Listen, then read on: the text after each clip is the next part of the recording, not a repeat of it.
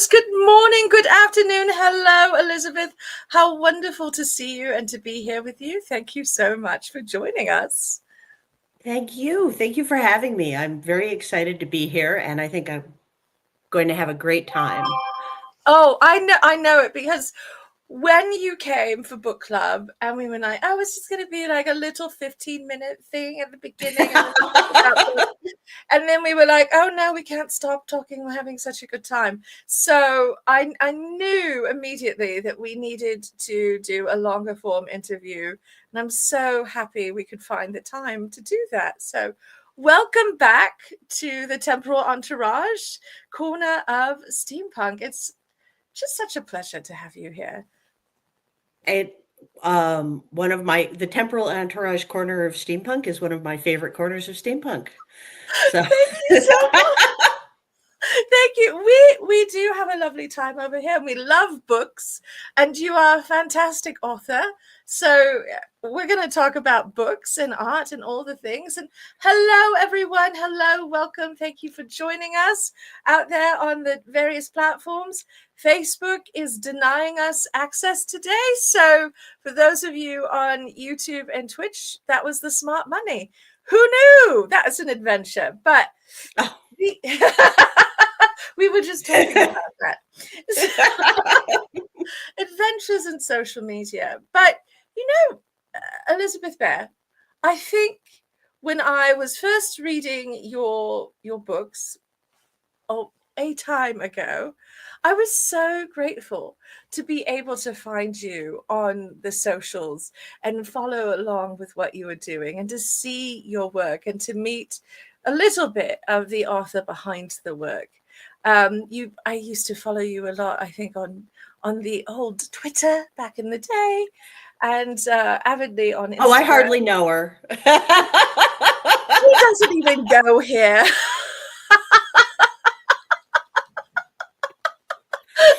It's such a dreadful place now. But you have made the move to Blue Sky. You've been there for a little while, or you're new? No, I am apparently a blue sky elder. Although not as much of an elder as my friend CL Polk, who was, I think, one of the first 1,000 people on the Oh, site. my goodness. And I love CL Polk's work. They are a fantastic author as well. So I love that connection because you and CL have lots in common besides being wonderful authors. But one of the things that occurs to me, you write wonderful femme characters. Like, you have a gift. Some of my best friends are femme. Um, We read your fantastic Karen memory this year for book club. And, Karen she's femme, but also no very femme, nonsense. yeah. No nonsense. Sex worker, very right, delightful character. I thought that you really handled the sex work part with a lot of thoughtfulness and wonderful insight. Did you do a lot of research to get into what that would be like? I did. I read that was when I was started working on Karen Memory was sort of the heyday of the blog. Mm, Um, and I read a lot of sex worker blogs, which were prevalent on the internet, and some of which yes. were wonderful and wonderfully written. And I also did a lot of research into what sex work was like in the 1870s, Mm, 1880s. mm, Um, and for me, it was very important um, to present it as a job. This is not Karen's identity necessarily. It is or is not the sum total of her identity. It's what she mm, does for a living, mm, and she uh, has her own private life that is not part of a performance. mm. Whereas, I mean, sex work is part of the entertainment industry, right? So Yes. the persona that is put forward is like the persona that any entertainer puts forward. And it has to be, in order to speaking as somebody who works in the entertainment industry, in order to maintain one's sanity, one has to have good boundaries. Yes. So, um, it was important to me to show that and to show Karen's internal life, and not have the book revolve around the male gaze. Yeah. No, and listen, you succeeded on that front. I am obsessed with this book. I've been obsessed for a long time. And we're not only going to talk about care and memory, everyone, but we had to start there because it's such a seminal steampunk fiction for me. I consider it like top 10 steampunk books. And I know that I am a little bit biased, but hear me out. This is a hot take.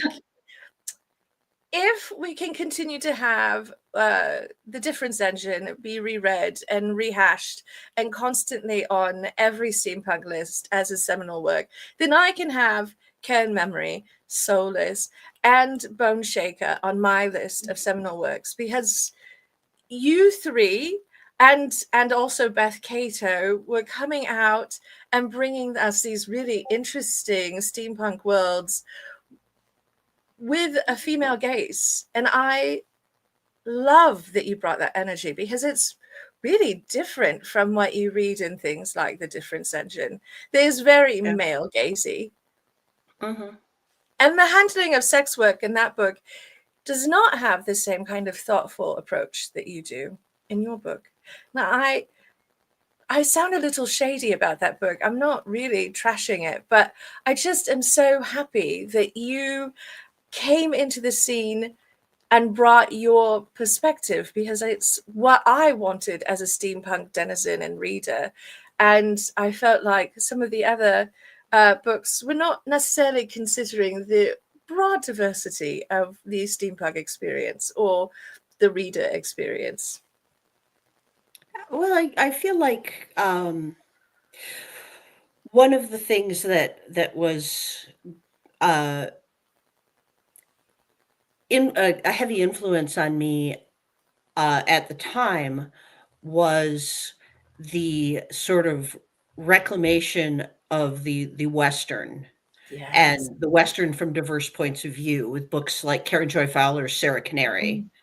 Mm. Um, and so wanting to show that this wasn't just sort of a, Sergio Leone, Clint Eastwood kind of a setting, but that there were people of color, women, transgender people, gay people living their lives, going through, going through the daily motions of getting food on the table, um, and to be able to put that into a steampunk setting, because steampunk is a great love of mine. The idea of Yes. reimagining the past, um, and critiquing the past through that lens is, I find very appealing, and very useful artistically. Yeah. No, and I love that you uh reclaimed that space, and you reclaimed it for me as a reader too, because I was like, oh, I can enjoy this. And I love the spaghetti westerns, and I live in the Sonoran Desert, so I see a lot of, the love of the Western history and the love of the Western. But this felt so um so much more real to me, and for all that it's set in a fantastical world. And a great deal of that realness is because you are thinking about like the everyday, and you present the everyday down to figuring out breakfast and getting dressed. And also, my favorite piece of steampunk technology ever, the sewing machine. The, um, a running gag that Terry Pratchett and I both borrowed from actual Seattle history. So much. I love um, it so much.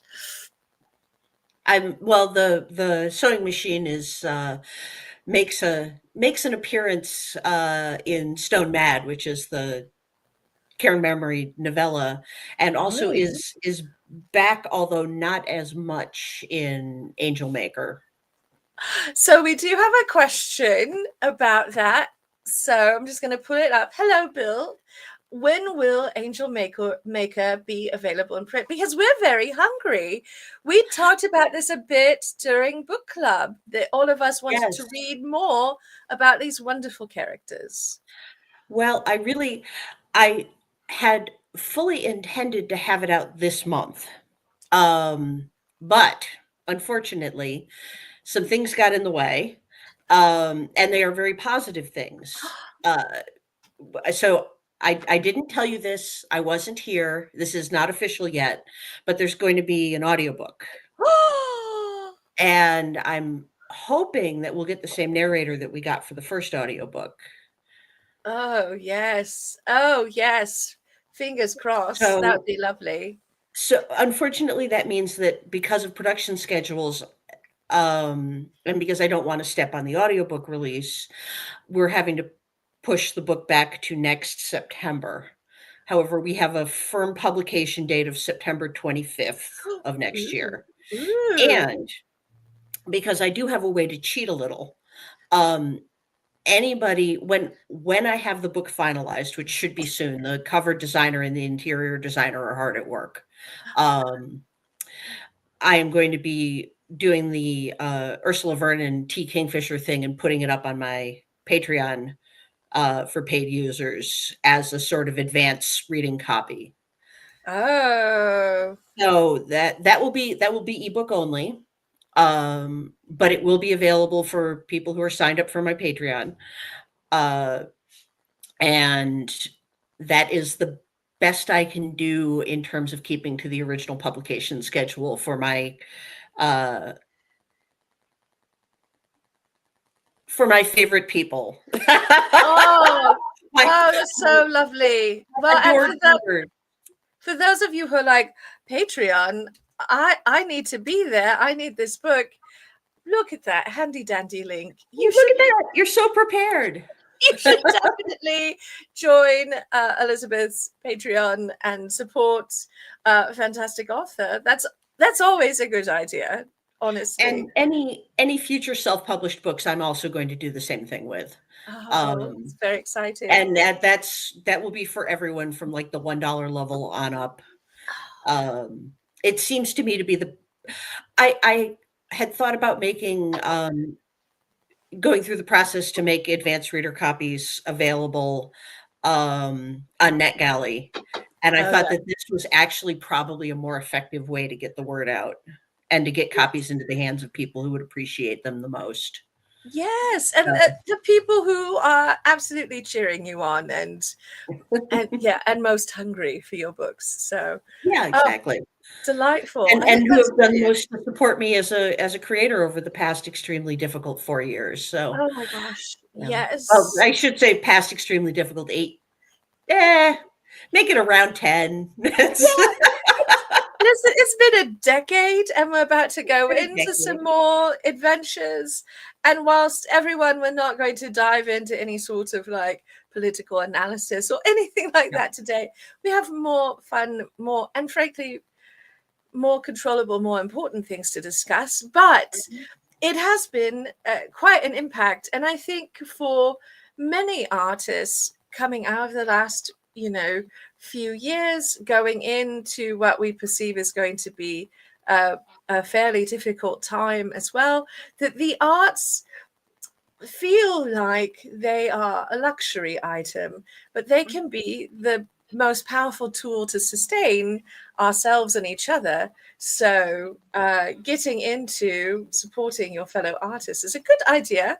But also, that leads me into you describe yourself in your bio as a futurist, and I Ish. ish. I remember reading that the first time and going, ooh, a future, that sounds like a really interesting thing to be doing with one's time, and to be like looking forward, and also in the business of science fiction, speculative fiction authors. That seems like something that as a natural fit. But how do you come into being a futurist, and what does that look like for you? Oh, well, I mean, any attempt to write, the reason I'm not a successful pundit, let me say, is because I always sort of lard anything I say about with a lot of uh,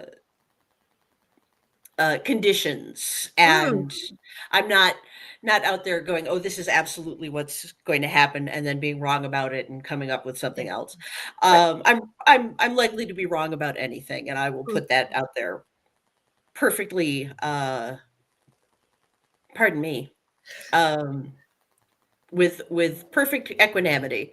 mm, Um, but basically, it just involves a lot of synthesis. mm, And if you're going to write any kind of near future science fiction, um, there's a certain amount of guessing at what the future is going to look like so that the book isn't dated by the time it comes out. mm, And sometimes you get it right, sometimes you get it wrong.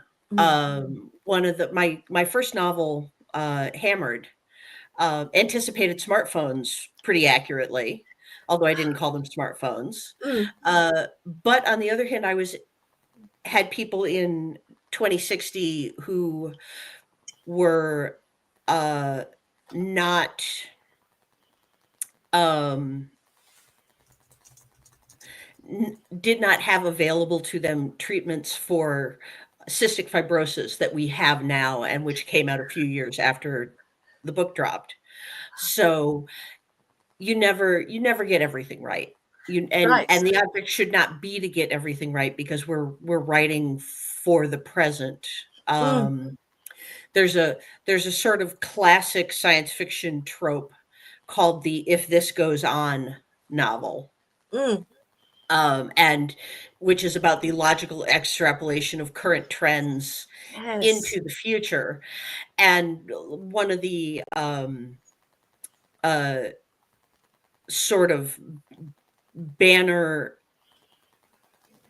uh, instances of that is Margaret Atwood's The Handmaid's Tale, right? Yes. Which is an "if this goes on" novel from the 1980s, which is, I'm sorry, that I know we're not doing politics, but Oh, no, seeming Elizabeth, we're relevant never again not somehow. doing politics.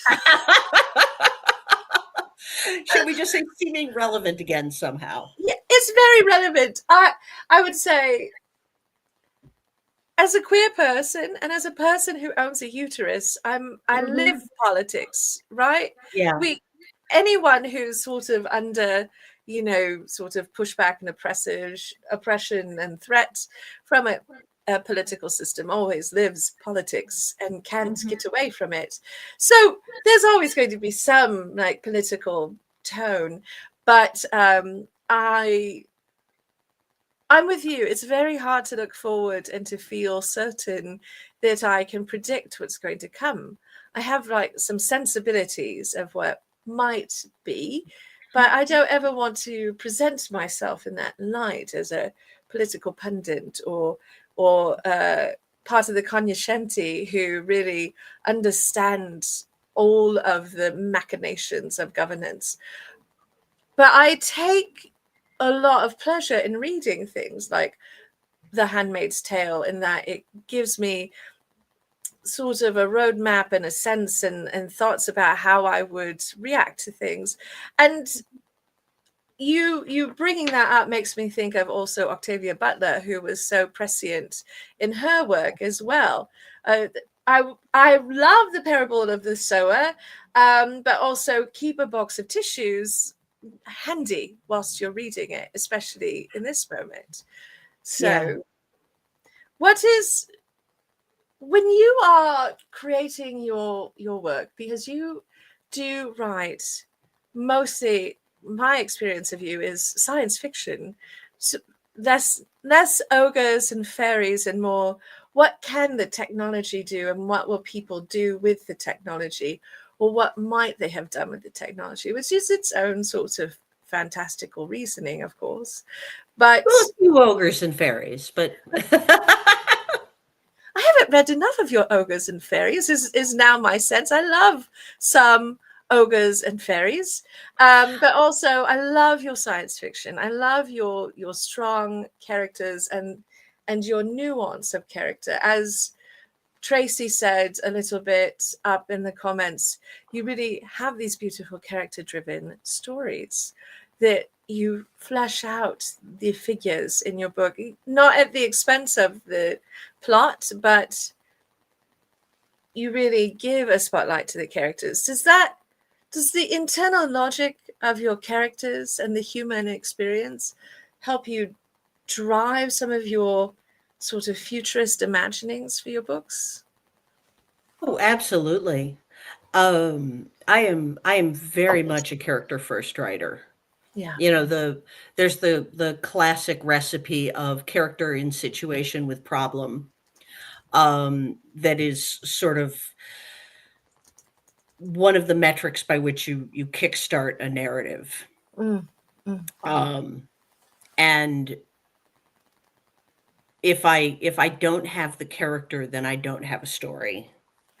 And for me, the character interacting with the technological problem uh, is what drives the narrative.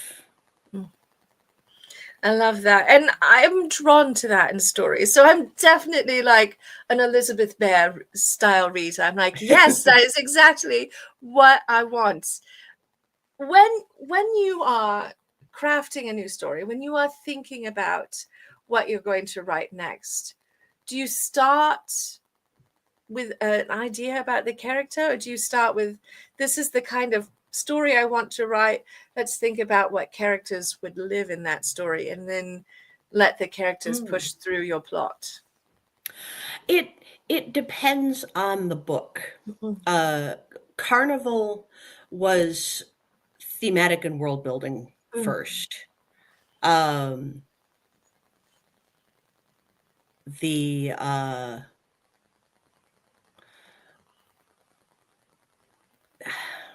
so when I had the idea for the arc mm, before I had the characters, and then I mm, had to come up with the characters mm, that would create the arc I had in my mind, mm. which was actually one of the harder things I've ever done as a writer.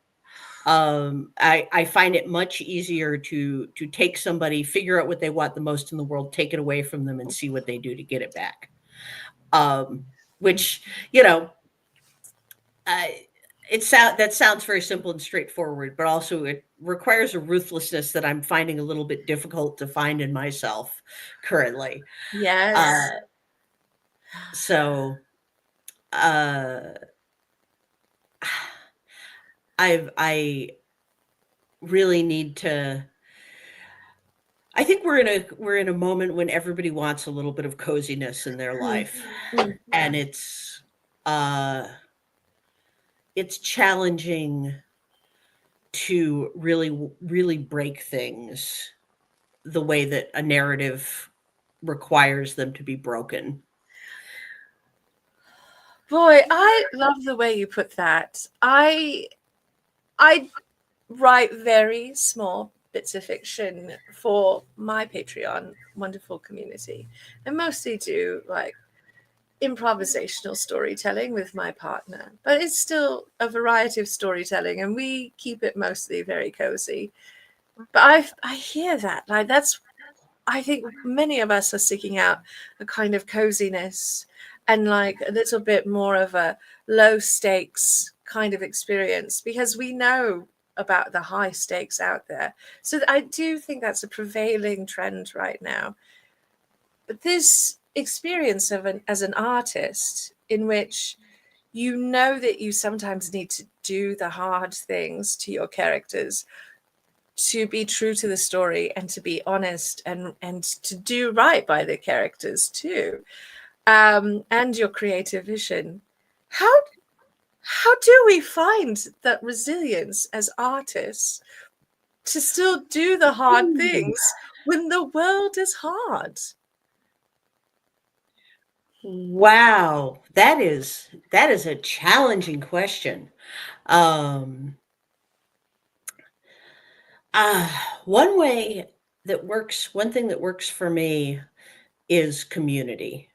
Mm, Um, having that, having other people to rely on, mm, who are also going through all of the things that you're going through. mm. Maybe not, word for word, but along this, the zeitgeist. Yeah. We're all maneuvering through the zeitgeist together.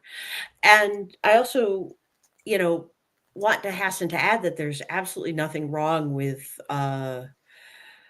finding some comfort in coziness. Yes. I was just reading recently Sarah Beth Durst's The Spell Shop, um, Oh, those are which so is good. it's delightful. Um, and Sarah is a really very talented writer. Like the prose is very, very vivid. Mm. I just really enjoyed it, and I was pleased to see that it's on the Goodreads Reader's Choice initial ballot. So I went over and put in a plug for it on the Yes. Bromanticy front. Um,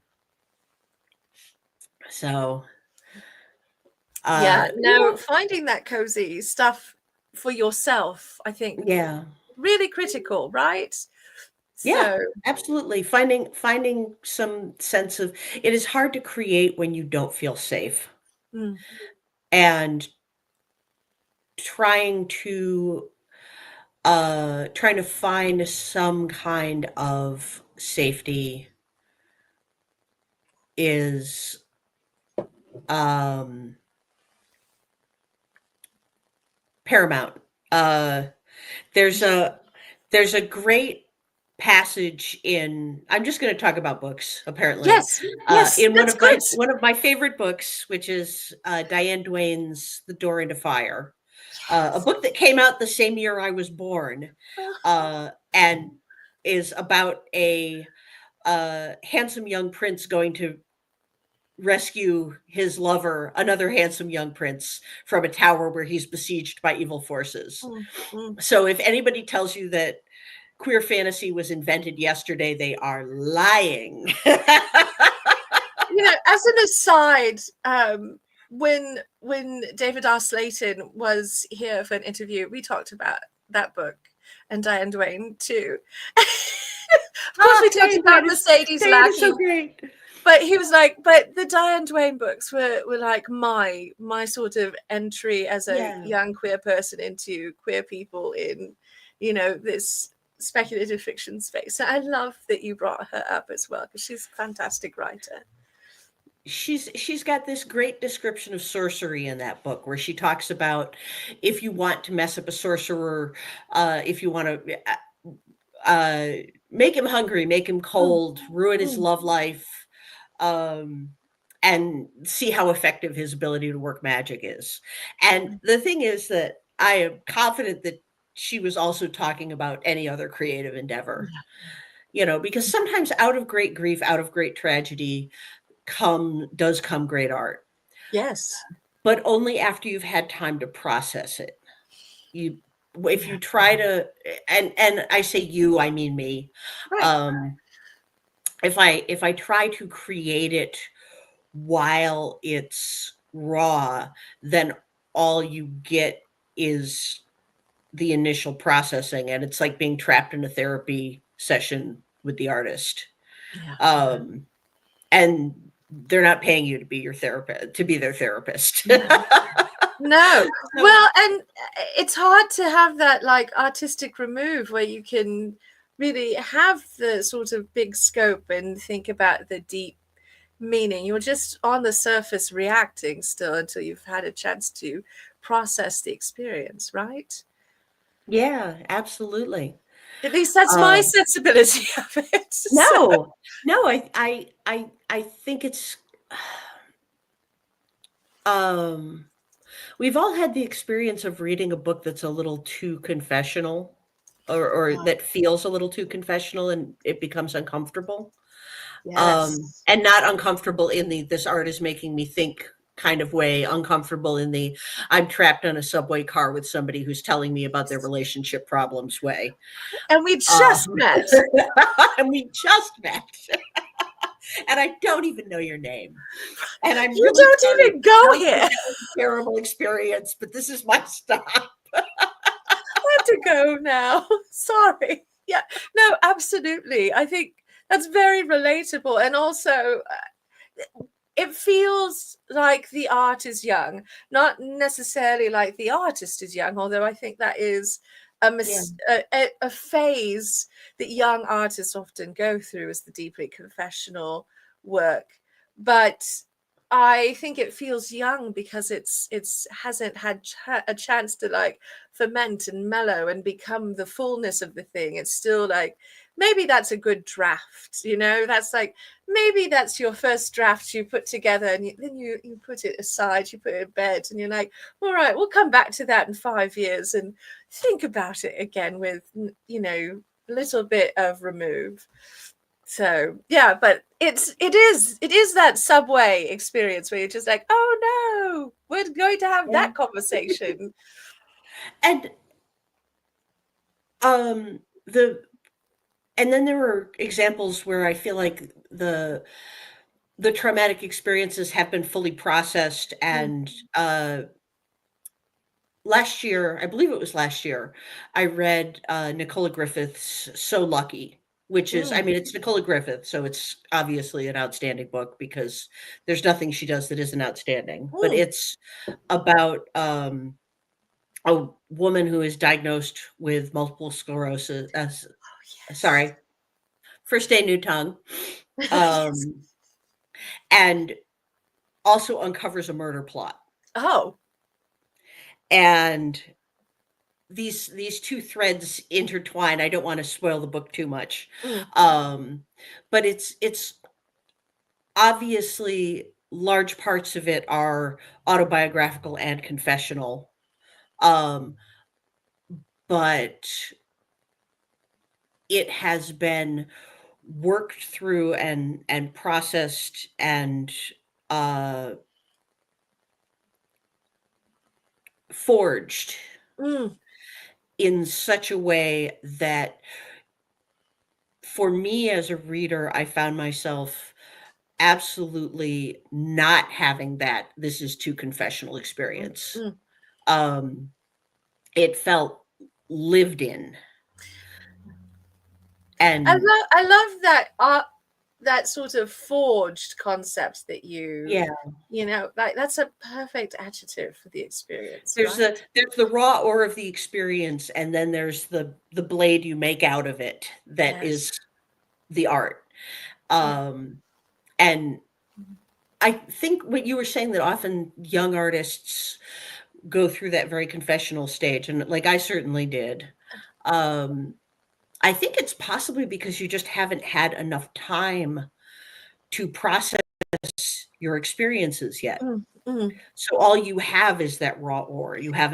You haven't refined it, you haven't considered it, you haven't gone through the uh the process of turning it into, you know, the alloy, the Mhm. steel from which you are going to forge your blade. Yes. Yeah, no, you know what? This is actually a fantastic metaphor for the experience. We're on Uh, it. I love this so much. And also, as a Sophic person, of course, I'm like, ooh, women with swords. I'm always here for that. But uh, I just, there is a forging and a tempering and a shaping process, but also like to abuse the metaphor a little bit.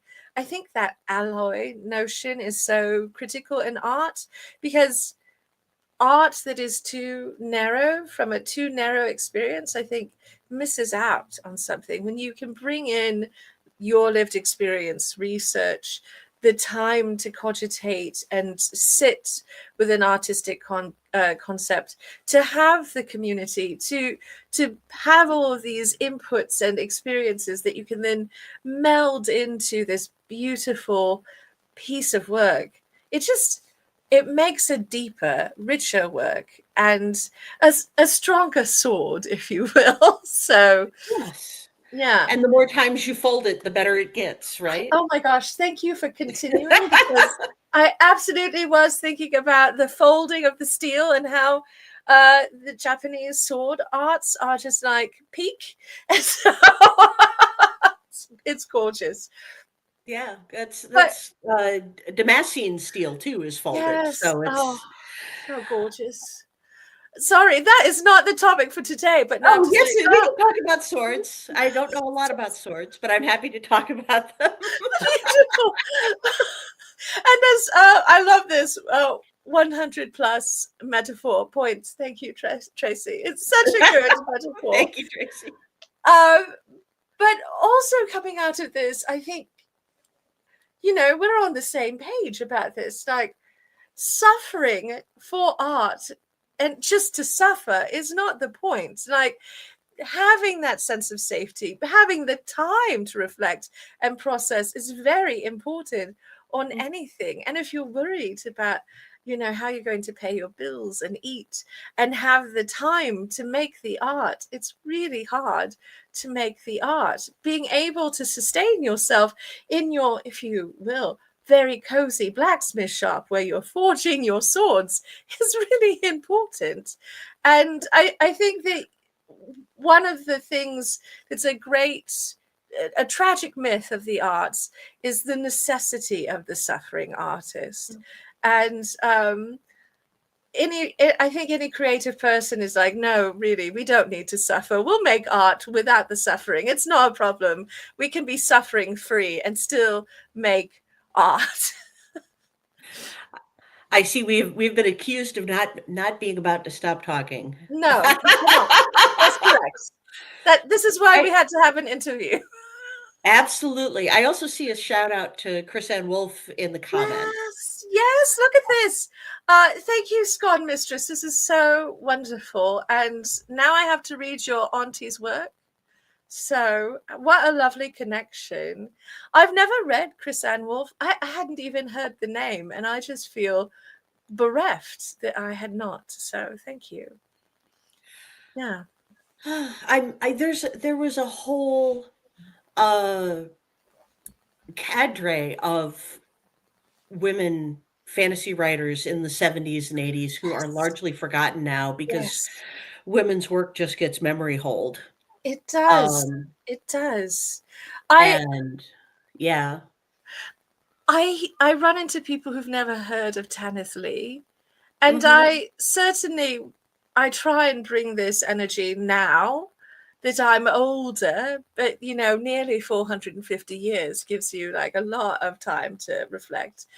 But um these days I try and be like, oh, you have a treat, you have something wonderful, let me tell you about her so you can go discover her. But I have had moments where I'm just aghast that people don't know about her, because I think of her as such a Mhm. titan of science fiction and fantasy from the 70s and 80s, and she is but one of many, right? Yeah, I think of Joe Clayton, Mm. who was a personal favorite of mine, or Elizabeth Ann Scarborough, Oh, who is still writing. Um, and you know, Elizabeth Lynn. There's yeah, um, so many aunties of feminist and queer fantasy out yes, there who are just nobody talks about them. And you talk about you were mentioning The Difference Engine, which yes. is a book that's 30 years old at this point. Oh, almost 40. Yeah. It's Uh, like from 85, 88, something like that. It's from the 80s. Now I'm like, someone yeah. Google, when was Difference Engine post first published? We'll say 35 years. Why Yeah, not? yeah. It's at least 35 years. Um, and which is still read and discussed. Mm, Uh, but a book like and a book like Vonda McIntyre's Dream Snake, mm. um, the first book I ever encountered with a non-binary character in it. Yeah, from the Wow. 1970s. Yes. Um, is there are those of us who are out there like pushing these books on people, Yeah. and there's this just prevalent idea um, of queer fiction and women writing science fiction and fantasy um, being new, and it's not that it's new, it's that so much has been forgotten, Mm. and we keep having to reinvent the wheel because of that erasure. Yeah. With No, Hayden and Wilson. Yep, so the good. great Suzette, Susie Beautiful. McKee-Charnas, yeah, Beautiful. It's a real it is a real challenge because there's so much pushback in sort of broader culture right now on like woke media. mhm. I have lots of feelings if that's not apparent, and like pushing, people like women into these spaces and women's stories, and oh no. But absolutely, as a young person, I was reading Mercedes Lackey, who will be forever a huge hero of mine, and Jennifer Robertson, and all. Oh, I loved the Chesuli books. I, the Those were number of times, just right into the right? vein. Oh my god, the whole series. That I probably read that at an age that I would not recommend reading it, but It me. right, it was the That's all 80s. right. They were wonderful. And they gave me so many like formative opinions about what science fiction and fantasy could be. And I loved that. I loved that I got those experiences because a lot of what was on the library shelves Mhm. was, no no disdain, but like there was a lot of Isaac Asimov and Pierce Anthony and oh, who? Oh my gosh, I can't believe I forgot. Heinlein and those sorts of people, and they're very important authors in these fields, but also not the only ones. And they can No, paint a absolutely very not. like male-centric universe for the future. Mhm. So yeah, and June, Lady June Chase, Lady June Squill has the answer. Difference Engine was published in 1990. More recent than I thought as well. So Yes. 35 years. Yeah. You 35 got, years. you got Hey, it. Yeah. our ballpark estimate was accurate. Yes, I love that. Also, yes. Oh no, this is the wrong comment, but also yes. Hello, David. Thank you. It's beautiful. I was going to be like, yeah, Stephen R. Donaldson, Terry Goodkind, all of these authors who are very important and foundational in that regard, but also have a very sort of narrow focus in their stories. Mhm. And people like yourself and CL Polk and, Beth Cato and all of these wonderful women writers that I love to read today, women and femme writers, um, are clearly taking some of that lineage and that history of like these women who were, I love that, the aunties of speculative fiction, as you framed them. Such a perfect encapsulation. And I'm so happy that that art has persisted and that you are here writing your stories with your wonderful, nuanced, strong women with like full lives in these stories. Well, I've been here long enough that I think I'm starting to be one of the aunties. Um, It's true. It's true. I describe myself often as an auntie as well. There's a real power in auntieship, that is different than being a mother figure. And Mhm. I love that quality. It's a bit of a nuance, but I mothers nurture and like do that mothering thing. Aunties do not always nurture, but Aunties we get to be a little witchy. yes, little witchy, a little. We're going to challenge you to be your best self. We're going to encourage you to do the thing. And I tell the young people I mentor, like, don't don't do anything, irreparable. Like, go have adventures, but also go take those risks, take those chances. Do the weird thing that your parents may be like, oh no, what are you doing? And I'm like, no, dye your hair purple. It will be fine. Hair grows out. Oh, yeah. So, oh, Not your color, the go with green. yes, green's great. I love green. Can we convince our lovely author to come to Wild Wild West Con? Scone Mistress, I think that we should put a word in with the Wild West Con management.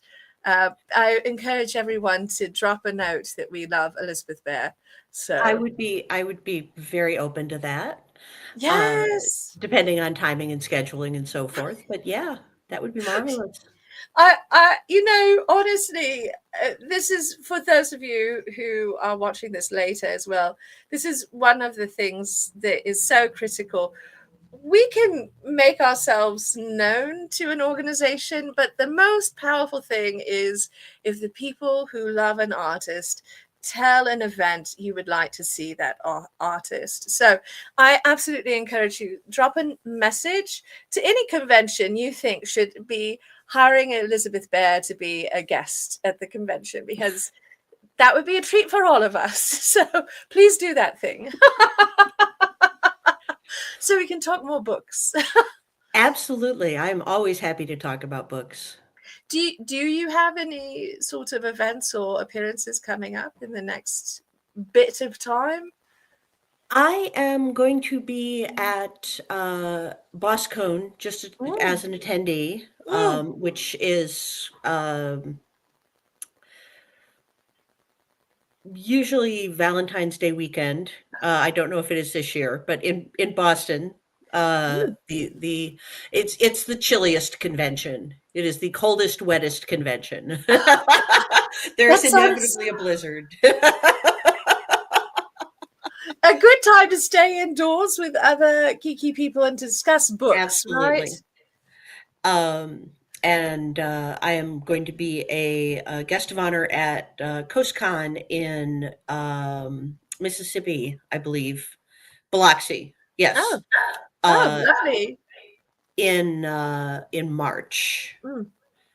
Um, so that's those are my next couple of appearances. Uh, so I have to write a book in the meantime. That's fine. Just write a book, I'm sure that's Knock that out. right. Just sit down, what's the wisdom? Button chair and Butt in just chair. Yeah. right. But Double mixers between chair and keyboard. oh, that also really helps. Um, that's quite the difference. Biloxi and Boston is very, different climate. So hopefully Yes. Biloxi is not quite as cold and wet, although it will be wet, I'm certain, because it's Mississippi. Everything's slightly damp Mhm. there all the time. But very fun. This is something we talked about the last time, that you and I share a love of the small fandom run conventions. And Mhm. they are a little bit fewer and further between than they used to be. But you've been part of making conventions happen as Yes. part of your geek CV, as it were. I do a little work for Fourth Street Fantasy in the Twin Cities. No. Um, Last year I was the convention chair. This year I'm just sort of I'm the social events coordinator. Oh, very Um, fun. and the it's a tiny little 200 person science fiction and fantasy convention. The object is to sort of have a seminar or 201 level discussion. We try not to have the same old 10 panels on, how to sell your first novel, or how to break into short story publishing, or what actually is a narrative. Actually, what actually is a narrative might be a Fourth Street panel. I should suggest That's that. that's a very interesting topic. I love that. Yeah, I was going to say that's a broader topic than. I would go to that panel. I would be interested in that. So yeah, no, I love that. Also, I don't want to lose this question, so I'm just going to put it Oh, up on the screen. Hello, Tracy. Estimated how many total words written? You've been so prolific. Yes. millions and millions. My my best, I used to track this, and I had to stop because it was becoming I've banished metrics from my life because they were becoming unhealthy, and like Mm, everything was metricified and gamified, and I'm like, mm. I got rid of the Fitbit. I stopped tracking my word count. um I have you know what, if I wake up in the morning and feel rested, I don't need a device on my wrist to tell me I didn't sleep well. Right. um so I had a little bit of a purge of all of those sort of things, all the step trackers and whatnot. um and I think I'm happier. um but I while I was tracking, I know that my best year ever which was 2003, was 600,000 words of fiction. Ooh, in a single um year. in a single year. Now, that was very unhealthy for me. I did not exercise. I didn't get out enough. I didn't have much of a social life. I was not taking good care of myself. Mm, Um, the uh, my worst year is probably in the range of, and I say here I am again applying judgments, mm. judging words like best and worst. Right. My most prolific versus least prolific. Mm. My least prolific year is probably something on the effect of 100,000 words of fiction. There've That been is years I wrote one book, so just writing one book is a tremendous accomplishment in a single year, I think. But you are also hitting on something so hard in the arts, which is this: how do we keep track of our work and not buy into some of the most toxic of yeah. cultural phenomenon, to like try and quantify art and do this sort of model that's increasingly common in the big business world of the metrics. Everything's a metric, everything's a number, as though you can quantify Right. art in that way. I think that and I say this in the full cognizance that On Writing is one of my favorite books about being a writer. Yeah. That Stephen King has a lot to answer for with his 2,000 words a day, rain or shine thing Yeah. that has entered the consciousnesses. This is what you have to do to be a writer. Mm, Yes, you're not your bar graph. absolutely. Uh, the idea that you're not a writer if you don't write every day. You're not a writer if you don't write 2,000 words a day every day. Um, Sometimes we need fallow time. Sometimes we need time for the idea to percolate, uh, for the creativity to regrow.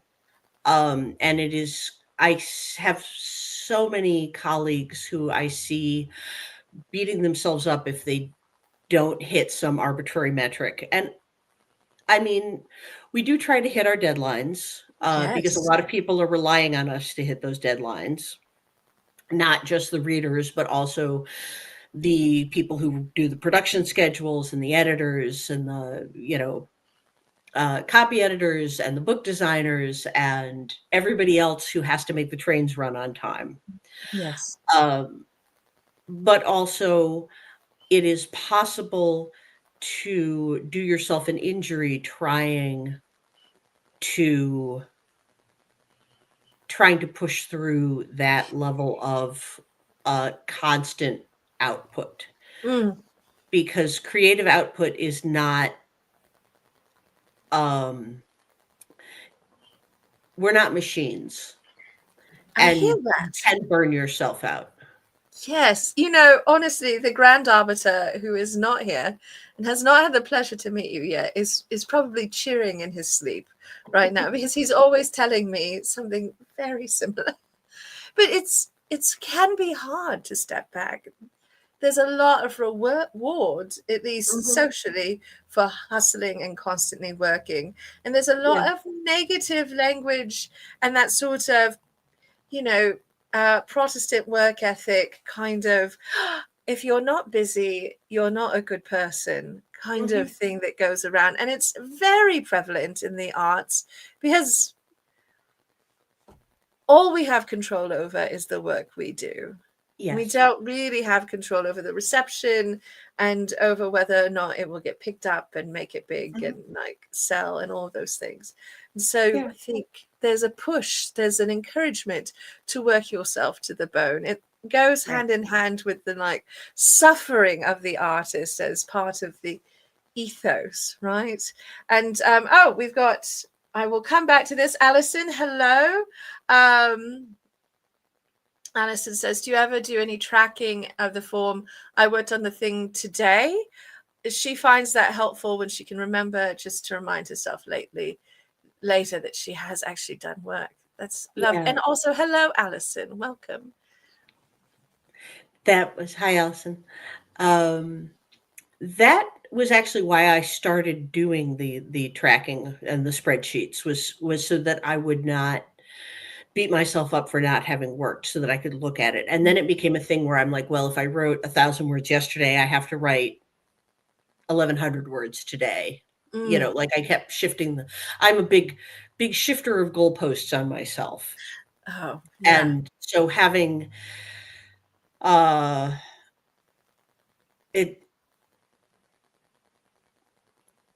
it's not so much for me the accountability as the feeling like I'm never doing enough.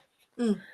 That is a struggle, and I'm trying to process myself into a better space with that. Yeah. Um, one of the things that I wanted to say in response to what you were just saying Oh, is that also that hustle culture is very ableist. mm. Um, Yes. you know, it's well, if you really cared, you would just pick yourself up and do the work, and you know, not everybody can. Yeah. Um, There's a lot people have about Hustle challenges. Coaster, right? Like it's ableist, it's a little bit, there's some gender Mhm. politic there as well. Yeah. You know, I mad respect for Stephen King. I mostly cannot read his work because I cannot read horror, but the bits of his work I've been able to read, I'm like, ah, yes, this is why you're beloved. You're a very Mhm. gifted writer. Like, wonderful, wonderful artist. Also, he probably does not have to do the grocery shopping, right? And Yeah. so, and certainly not at this point unless he chooses to do the grocery shopping. Mhm. And doing those mundane tasks can be like part of the fallow period. It can be time in which we cogitate on our art. But when a single person in a family dynamic or a household ends up bearing all of the strain of doing Mhm. those sorts of mundane daily tasks, then it becomes harder to carve out the time for the art and Yeah. the creative process. It's cleaning the house may give you some time to like churn through the art in your brain, but is also exhausting, and you may not wish to actually create the art after thinking about it. And it's Yeah. important to have the doing time, that sort of Virginia Woolf room of one's own kind of metaphor, to have the Mhm. space to create the art and the time to create the art. So critical. And Now, there's also the oh, go ahead. no, no, you please, you always go ahead. Oh, I was just going to say, and there's also the challenge of not sitting around waiting for the internet to change, right? Oh, yes. The Oh, the the doom scrolling and the checking social media that feels like doing something but isn't. yeah. Um, Yes. so and that that level of distraction, I've found that I need to do things to create silence in my life so that my brain has Mhm. time to fill it up. Um, there's that, well, if I'm going for a walk, I'll listen to an audiobook. I'll use my Mm. time, quote, wisely, Uh, unquote, right? yeah, yeah. But maybe I should be listening to music. Maybe I should just be Mm. listening to the leaves crunch underfoot. Um, Oh, maybe I should be creating some emptiness for the narrative to flow into. I love that. And and not constantly being surrounded by that chatter. Yes. Well, Um, you're right. and that's a struggle for me. Yeah. The social media is part of the work of marketing and community building and connecting. And Mhm. so it can feel sometimes very pressing, and there's a sort of engine behind social media that rewards the creative person for putting in bits every day, and like, they sort of bump up your visibility if you are more regular. And what what is, like, the cost benefit analysis there, sort of at a metaphysical um level, is it can be hard to determine. But I hear that a lot, and for myself as well, to make boundaries, healthy boundaries around social media use, and balancing out the need to connect and promote and to let people know what's going on, and the very important need to have time to actually make the art and Yeah. do the thing. I know a few artists, authors mainly, who have like days in which they're like, everything's turned off. You will not reach me during these hours. If you need me, I will be available tomorrow. But this is the time when it's very sacred, if it's a few hours a day or a whole day a week, where there's no room for distractions. We're going to Mhm. have our quiet, private time with our art. I think Yeah. that's lovely. That's that's a thing that I'm currently trying to find a balance Mm, with. Um, because I have gotten a little bit out of whack in terms of being a little too online. Um, and I'm trying to find ways to walk that back. yeah. Yeah, the doom scrolling, especially in these times, right, that we're finding ourselves in Mhm. again, it's very easy to feel like, oh no, I have to keep up with what's happening. What's the news today? What's happening in the world? Oh no, the technocrats are Right. doing this. What are we going to do? Um, it's going to affect my life. I think, as we said at the beginning, it's very hard to get away from that sensibility because it is very pressing. But to make space and to give yourself permission to make that space is a constant struggle. I don't know Yeah. any artist who has a good answer for that one, but everyone I know struggles with that question of like drawing a good boundary and making time and not getting sucked in, and giving yourself healthy space to have time to just cogitate, and also time to actually create the art. And maybe that's the eternal question for artists, how to find that balance. The writing shed seems to be a popular the writing shed with no Wi-Fi. Right. Um, I think John but Scalzi has one of those where he goes off to the sheds, Chuck Wendig. Chuck I Wendig, don't, yeah, I yeah, love. I don't know if I think John just goes down to the basement. Oh, the Uh, basement. Oh, yes, the church now, right? Yeah, Chuck that's true. Wendig and There's his the church. birds. And Joanne Harris Mm, regularly talks about her writing shed. So mm. I assume that there is an actual writing shed and it's not just a metaphor. It Oh, might just be a metaphor. oh, I Um, love that. I love the writing shed. I hope it's a cozy shed. I hope there's like not too much suffering in the writing yeah, I shed. hope it's well insulated.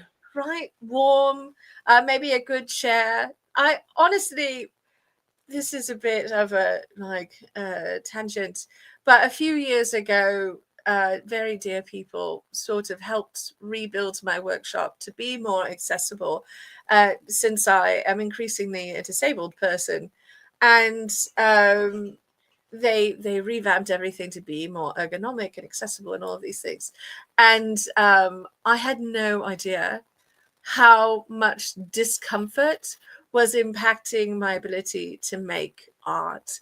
And Mm. comfort sounds like so banal, but being comfortable and not distracted by your physical suffering while you make art is very helpful to It's making huge. the art. Yes. Yeah. You are absolutely correct.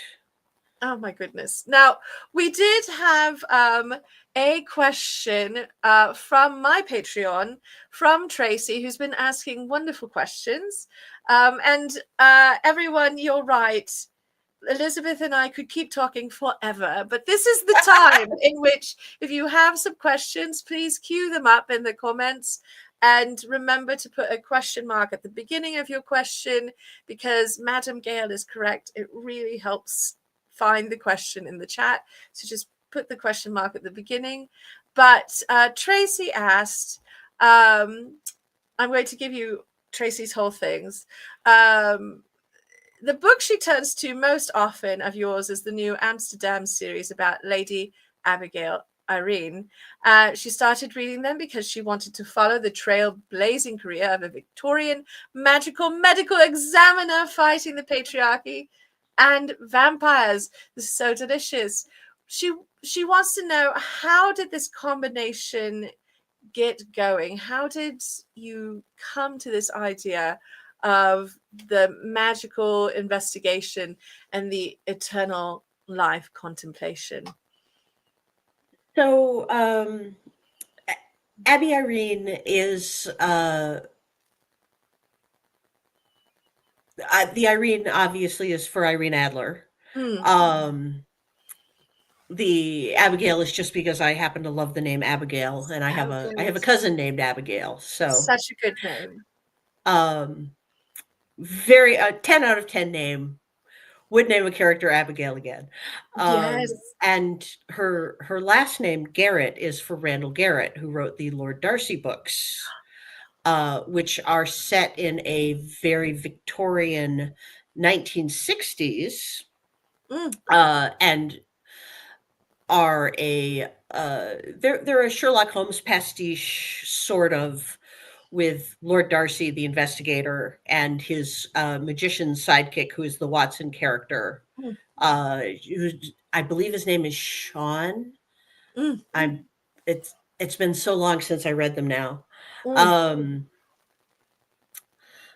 so that was the idea for a magical investigator was inspired by the Randall Garrett.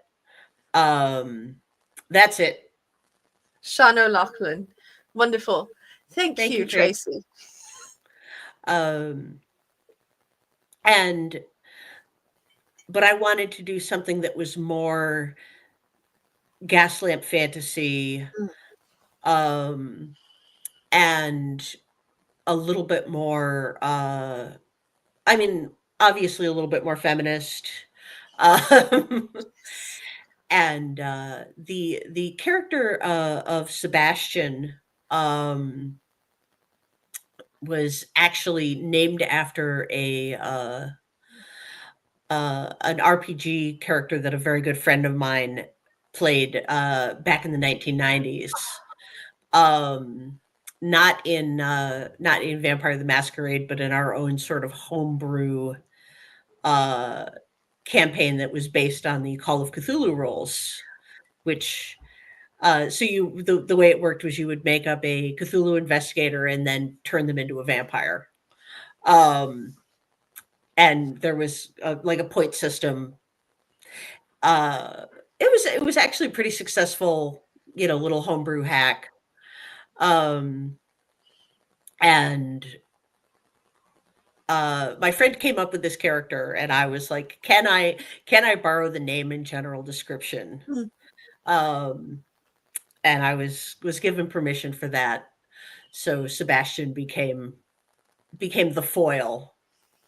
Uh, because I thought, what's more fun than one magical detective? What if we have two magical detectives Yes. and they have a fraught relationship? I love this. Oh So my I needed goodness. Abby Irene needed a foil. Um, and then Sebastian needed a foil, which is uh, where Mr. Priest came from, Jack Priest, who, there's a lot of inside baseball there, but the reason he's named Jack Priest is because my friend Sherry Priest, whose books we previously discussed, volunteered her last name for him. So It's wonderful. So if you are wondering, you should read these books and then read everyone else too. Oh my gosh, this is wonderful.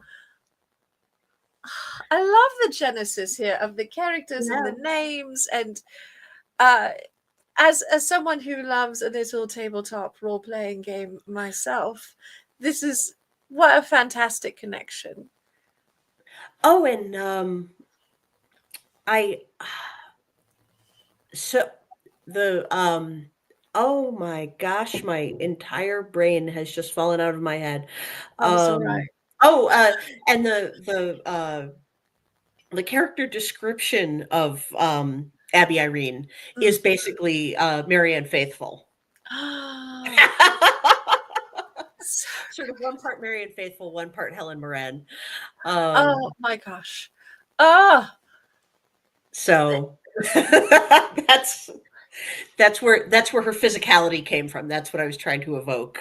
I love that. So everyone go out, pick up the first book, uh, ebook used at your library via your independent bookstore. Any way you So, can get it.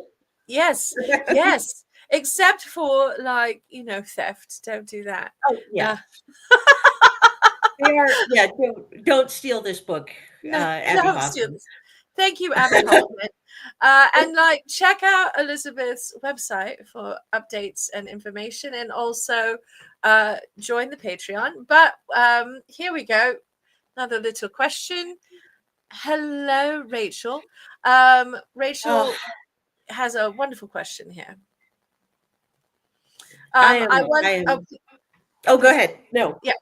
Yeah, I wonder if you could speak to your strategies in portraying chronic pain in Machine.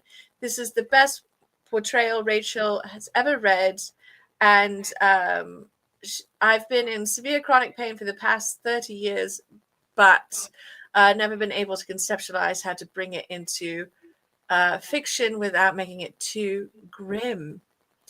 Yeah. One thing I've realized is that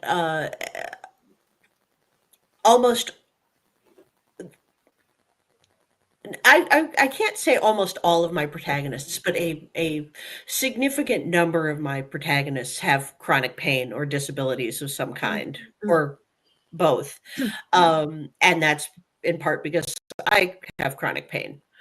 I have fibromyalgia and I have psoriatic arthritis, um, and have since I was about 14 years old. Uh, So some of that is the thing we talked about of writing from experience that has been thoroughly processed. Um, and the thing is that at first, I didn't realize I was doing it. And Machine is the first time I actually did it consciously and intentionally, Mhm. as opposed to just, oh, here's an interesting character. What do I know about them? How do I, like Jenny Casey in the Hammered, Scar Down, World Wired trilogy suffers from, at least initially, from a lot of chronic pain.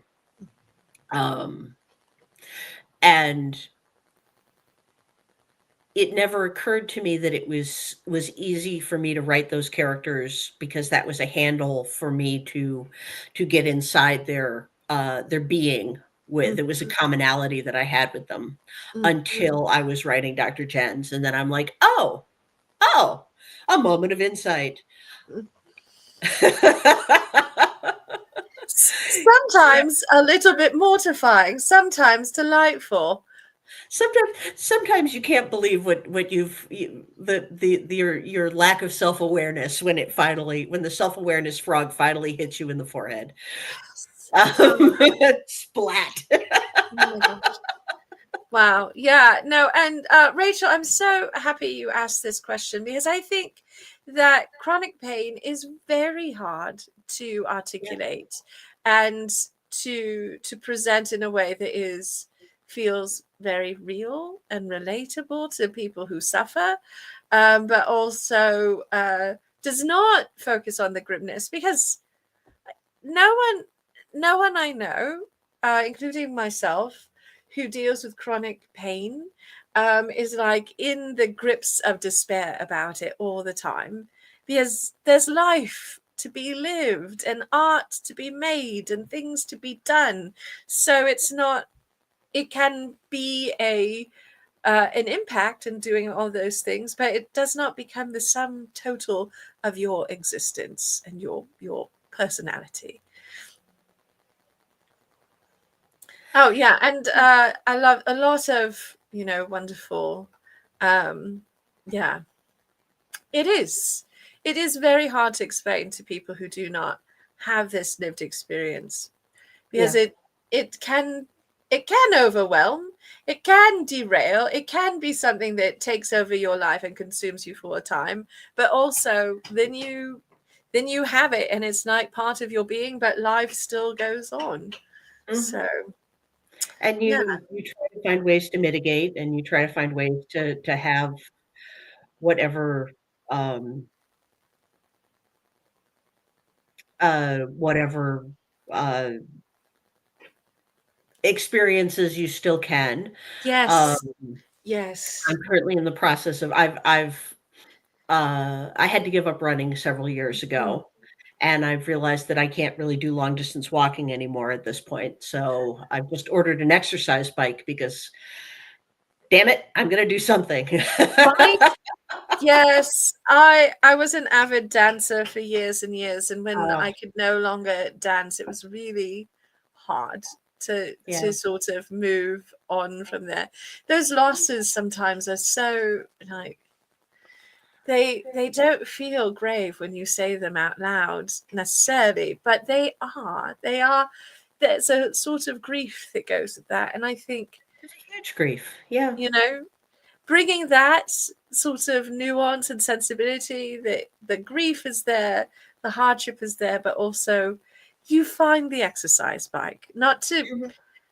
I don't mean to frame it as like sort of inspirational pablum or Pollyanna-ness, but it's just that one does not become defined by what one cannot do. And so I like that you are able to shape your characters in this way, that they are nuanced and that the reality of their situation feels very rooted in something relatable, but that they are never just sort of like, and then there was the despair, and now they're only an inspirational figure. They're still very human and beautifully flawed. So we're gonna come back around momentarily to Care and Memory, because I love that book and I love all of your work, but this was the book that made it possible for me to meet you, so it's special. Um, but Well, that in makes it special to me as well. Thank you. But in Stone Mad, we get to experience Karen's flaws. She's a wonderful character, but she's imperfect, and she has to come to terms with that. And I love that your follow up to that book was like, yes, Karen's wonderful, but she's still on a personal journey of growth. 17, So good. So good. Well, there's a little bit of some of Priya's foibles Yes. coming up in Angel Maker. So we get to see a little bit more of that developing relationship as uh, as the two of them negotiate their boundaries as a Yeah. couple, Yeah. which was a lot of fun to write. Mm, I love that. And honestly, I have put together lists of like queer steampunk and seminal steampunk and a feminist steampunk and uplifting steampunk, and Karen Memory is on all of those lists. I just cannot recommend this book enough to people. It's such a tremendous piece of fiction, and it was not your first book. It's very clear it's not your first book. You came into writing this with a wonderful career already and with many fantastic books. So, everyone, if you loved that book, you've got so many fantastic things to read. We just talked about, this wonderful New Amsterdam, Irene Abbey, and all of these things you can go read. Go forth, read Elizabeth's books so we can get more books from Elizabeth. So, but speaking of, before we get into our final bit and Proust and nonsense, because I am full of nonsense, do you have, you've shared that Angel Maker's coming out next year in September. Do you Yes. have anything coming out before then? You're Um, working on a project? I'm working on White Space Book 4, which has two potential titles, neither of which I'm sure I like. But as that does imply that White Space Book 3 is on the way, uh, which is the sequel to Ancestral Night and Machine. Um, it is called The Folded Sky, and it will be out in June of next year. Ooh. In that book, an archinformist, which is a kind of futuristic historian, goes to investigate a large ancient alien artifact that got discovered in book 1. I'm trying to be cagey about the spoilers. So, Yes. and her her uh, her alien wife and her two teenage children are along for the ride, and so is the person who she used to date, who stole her research when she was a graduate student. So she's got a lot of personal problems. Oh man. And Oh, alien. oh, so listen, has Mass Effect reached out to you to help them out writing for the Mass Effect games? Because I would not only read the heck out of those books, but like it's giving me some Mass Effect vibes in like the best way. I have not played Mass Effect. I really should. I know I'm terrible. No, I you're not terrible. There's so much to do. There's so my much to my do and gaming is experience. along the lines of Untitled Goose Game usually. The Grand Arbiter has hooked all of us on the Untitled Goose Game. A big honk for that game. We love that game. Honk honk. So, I but have no, a I have an Untitled Goose sticker on my laptop. So it's the peace was never an option one. yes, it's so good. No, listen, if you do like that sort of immersive role-playing game kind of experience in your video games, absolutely I recommend the Mass Effect games, and also Dragon Age, which is my I've played about 50 hours of Dragon Age. I think it was Dragon Age Origins, oh yeah, and enjoyed it. so good. But it will distract you from making art, so I should not encourage you too far down that sort of rabbit hole. But if you're looking for a distraction, they're wonderful. And honestly, um, the internet is always full of people who are going to complain about things and dislike things. That's normal. But I also think that there's kind of a sense that enthusiasm is cringy and not cool, and who wants to be enthusiastic? And I'm like a professionally and perpetually enthusiastic person. So I just love these things, and I listening to you talk about this series, and like, oh yes, I this is the kind of story that I want, and come back for the nuance and the complexity, but also aliens and wild artifacts. We can have it all in our Yes, we stories. can. We Yeah. absolutely can. And you as my favorites, all of the greats in my opinion, you do manage to have all of that.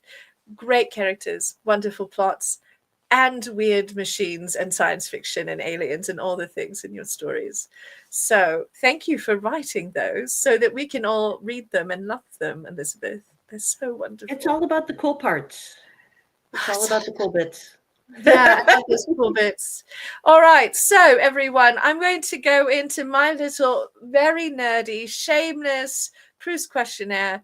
And if you are not familiar with Marcel Proust and you're listening to this later, he was a weird French author, and I say weird in a loving way. He's a little bit arcane.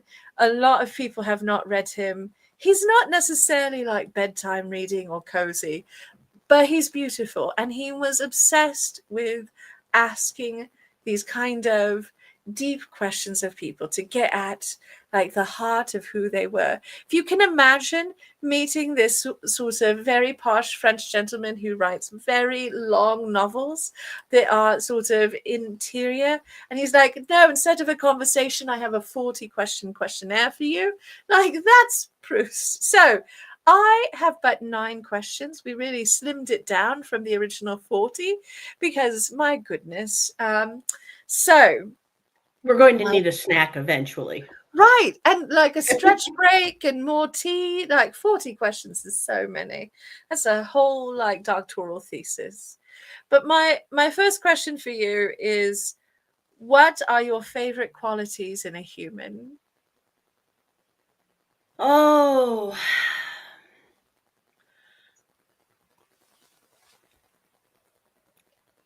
boy, that's a wonderful question. Um, Proust was pretty integrity. good. Yeah, integrity. I like integrity. Uh, the ability not to take oneself too seriously. Mm, yes. Um, and that's a rare combination, right? Yes, it is. Because it requires a certain amount of self confidence without self importance. Yeah, exactly that. And it's a very heady combination too. Yeah. I love that. What do you appreciate the most in your friends? Oh, I appreciate. I mean, so I am a Yankee by upbringing, if not by genetics, as my grandparents um, were immigrants.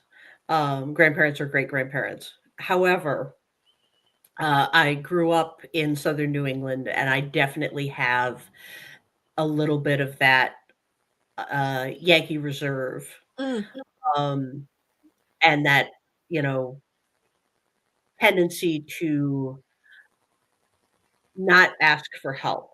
mm, And one of the things that can always crack my shell a little bit is when a friend notices that I need help and provides it, um, without my having to go through the interior struggle of realizing that I need mm. help and realizing that I have to ask for help. And so just that being seen, Mm, um, being seen and being noticed in that way is very touching to me. that's lovely.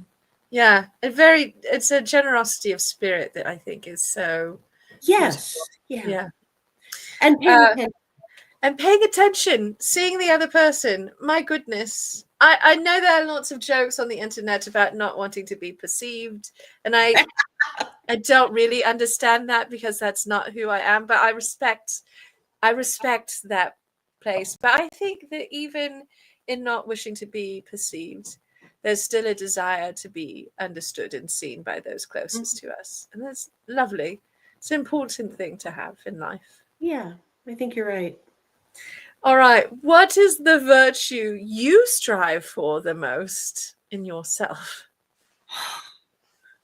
Oh,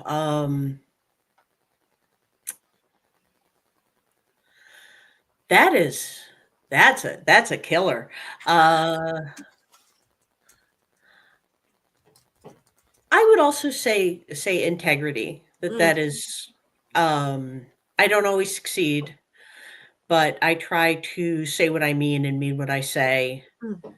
and think through my positions and defend the disadvantaged, um, in as much as I can. Yes. So, I don't think I always achieve all of that, but it's a good life goal.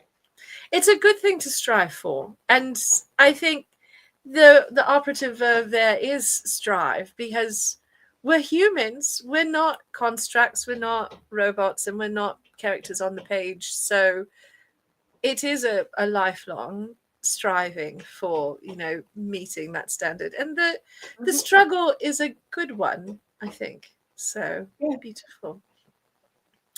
What is your idea of happiness? Oh, I think my idea of happiness is a combination of feeling safe and feeling in community, Mm, yeah. and also cats. Cats. Cats. Cats, And definitely cats. 100% always cats. But also, I was terribly remiss in not complimenting your wonderful sweater Oh, earlier. thank you. Lady June Squirrel noticed it. I love the cats dancing across your sweater. It's so good. It's it's also secretly a Christmas sweater because it has tiny little green snowflakes on it that you probably cannot see. So good. Best holiday sweater. Absolutely fantastic. I love it. All right. What is your ideal occupation, or rather way to spend your time for an afternoon? I mean, um, all other things being equal, I would say that one of my favorite things that I have ever done is, um, well, actually, I've got 2. Uh, Going to a concert or some sort of musical performance with a friend, Mm. Mm. or going riding or hiking with a friend. Do you mean bicycle riding or horseback riding? Horseback riding. Um, I have a tiny horse. This hasn't come up previously, but, his name is Ormer, and he's an Icelandic gelding, and he is 13 hands high on his absolute tippy toes. But he's built like a little tank, um, and I really enjoy going out for a trail ride, with a friend, and just especially in autumn, crunching through the leaves. Um, it's just very peaceful, and one of the things that, when my body would still do it, I used to really like rock climbing. Mm, And one of the mm. things that rock climbing and horseback riding have in common is that you have to be very present and in the moment. So there's no room for anxiety, there's no room for, uh,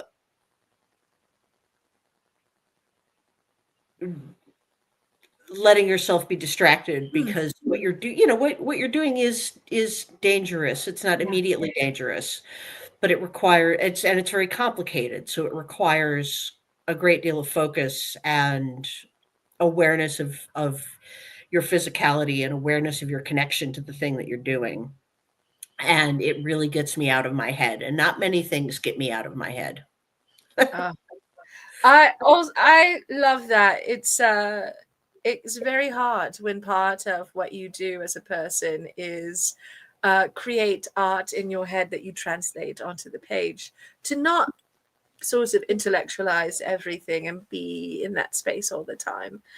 But also, I am obsessed with your little horse.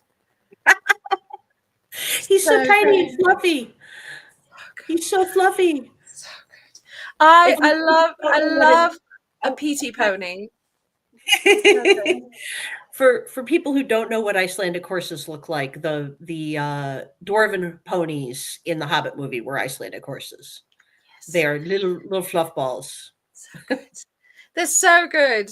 I love that you have one. And I just imagining you riding it, I'm like, that's the right scale of horse, really. I'm out here in the West, of course.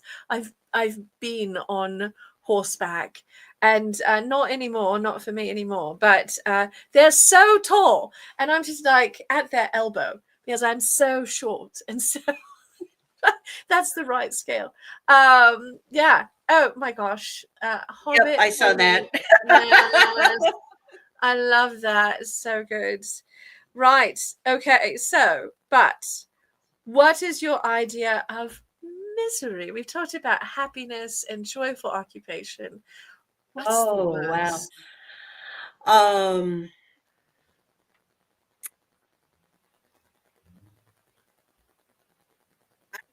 my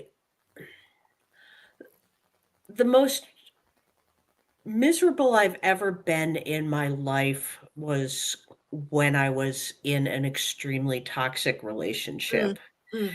And that, you know, that concept that hell is other people. If we're sticking with French essayists here. Absolutely a good choice. um, the uh, the the amount of emotional damage that somebody else can do to you and that you can do to yourself while trying to maintain a bad relationship is catastrophic, Yeah. and can take years to recover from. I was going to say the recovery time is immense. Yeah, It's immense. Yeah. Oh. and Well, the thing is that sometimes people are just really toxic, and sometimes toxic people are very good at least initially appearing not yes. non-toxic. Yes. Uh, Quite skilled, in fact, and often. and then the next thing you know, you are in a state of misery and you don't know how to fix it, and you're convinced that the problem is all you. Um, there's Yes. a there's a wonderful essay that floated around the internet in the live journal days and is still Mm, up, that is about how to keep somebody in a sick system, that is all about the techniques that emotional abusers use to keep you in an emotionally abusive relationship. And I highly recommend it as a read for anybody who is deeply unhappy and can't figure out why. right. Yes. Uh, Absolutely. And if you're saying to yourself, but if only I could work harder, I could fix it. Read yeah, this. Pay yeah, heed. read this. Pay heed. Also, I think this is such a good thing for the young artist that to pay attention and don't stay.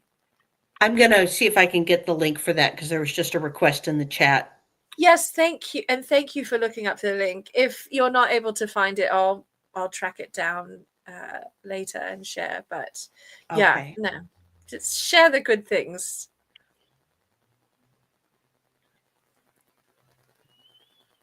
I mentioned that my external keyboard is misbehaving, so You get to watch my giant hands. I'm sorry. All right, your hands are actually totally off the screen, but we can see you And concentrating on writing. So you're very good. Yeah, no, it's always the way, though, that I think when you're about to do something, if technology can thwart you, it will endeavor to do so. all It right, I've likes to got the pick its link. timing.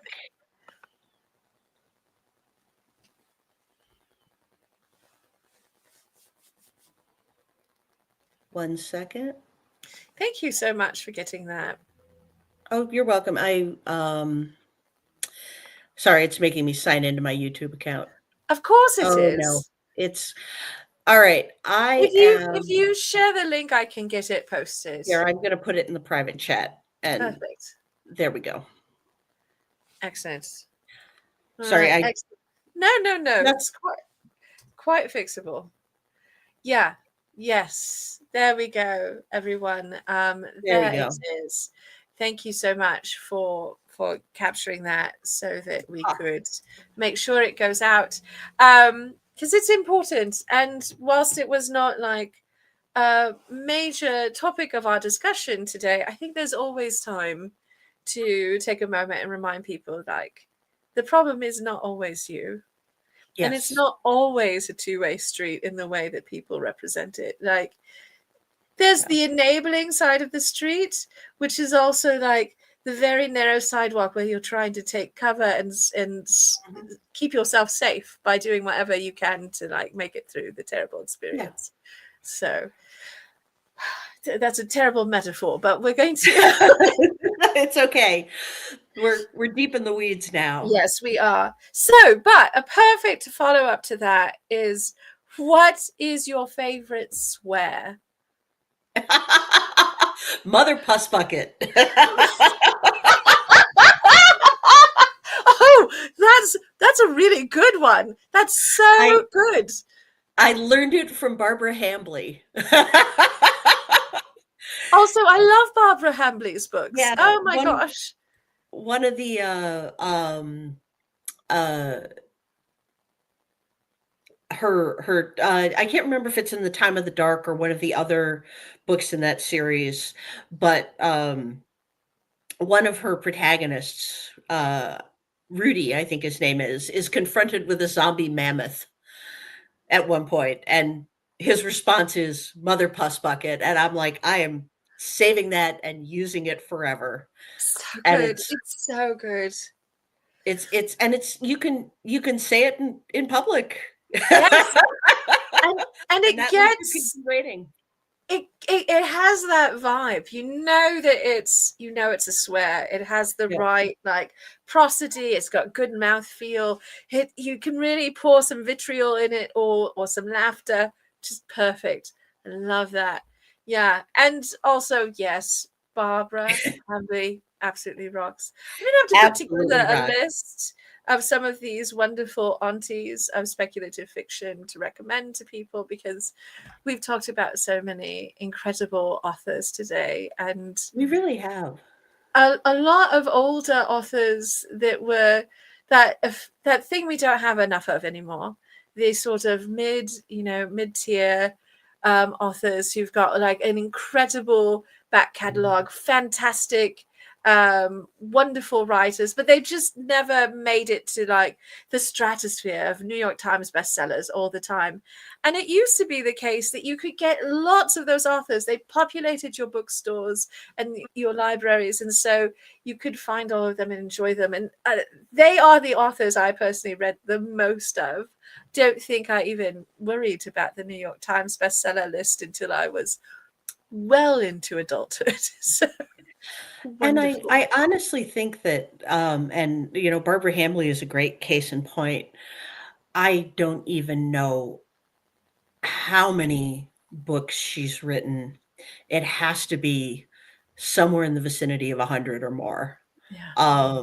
Because she has also has an entire career as a mystery writer, and Right. she's written under at least one pseudonym that I'm aware of, and probably more. Mm. Um, and she's fantastic. She's got amazing control of her prose. Uh, her plots are intricate and creative and fascinating, and she's funny. Yeah. Um, and she really like just gets you right there with the emotional impact of what she's writing about. And Oh, I really would love. I do not understand why she is not more wildly popular than she is. right.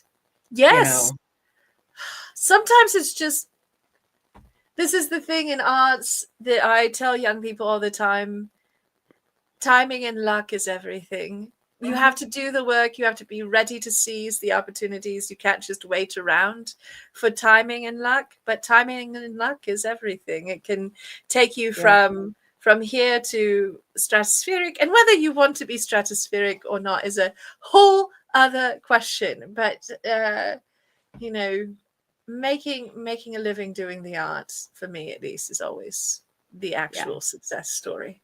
So, all right, my darlings, I'm going to do, technically we have two more questions on this list. We'll see how we get on, because our questions I, have spawned conversation and I don't want to keep you I'm forever. sorry. No. Oh my gosh. No, Elizabeth, you must not apologize. You've never done anything wrong in your life. This has been a wonderful conversation, and I'm so grateful for your time. Um, so this question was actually inspired by having another author on the conversation. And so, what is your favorite adjective? Oh, sesquipedalian. Juicy. That's so juicy. That is, it's one of my favorite words, but it's a word you get to use once in a career. So, Yes. Oh my gosh, I don't think I've seen that on lists. I've read it in a dictionary, but I've never heard it used before. And it's in a sentence or live in person. I It's such a beautiful word. it is such a beautiful word, and I also love that it means what it is, which is the unnecessary use of extremely long words. My favorite thing to do in the universe, honestly, the Grand Arbiter sometimes is pulling out his hair. He's like, "Why do you write like a Victorian novel?" And I'm like, "Have you seen what we do? That's why." But also, I love a big juicy word. It's one of my favorite things, and that one just feels good to say, and to It hear. does. Is very satisfying. Mouthfeel goes a long way for me in terms of like, does the word, is it tasty to say? Then I want to use it. All right. We've had an incredible conversation today. This has been so delightful. And we have touched on so many things, and exactly what I want to have happen at any time I get a chance to sit down and talk with a fellow artist and entertainer and story creator. So, to wrap it all up, what is your personal motto? If you don't have one, what would it be if you were to come up with one? My personal motto is and has been since I was a teenager, the only way out is through. Oh, yeah, that's wonderful. Yeah. Oh my gosh. And it's true. Yeah. Yes, it's true. And going in to the next 4 years, I think this is a really good thing for everyone to hold on to. It's Yeah. it's optimistic and hopeful in a way that's still rooted in that delightful pragmatism and is a very resilient position. So thank you for sharing that. And also, thank you for sharing your time today. This has been tremendous. Clearly, we have to do it again because I feel like we could talk for many hours. But thank you, Elizabeth, for your time and for writing such beautiful books that inspire so many of us. Thank you for having me. This has been an absolute delight and more fun than a barrel full of monkeys. So, Excellent. That's good.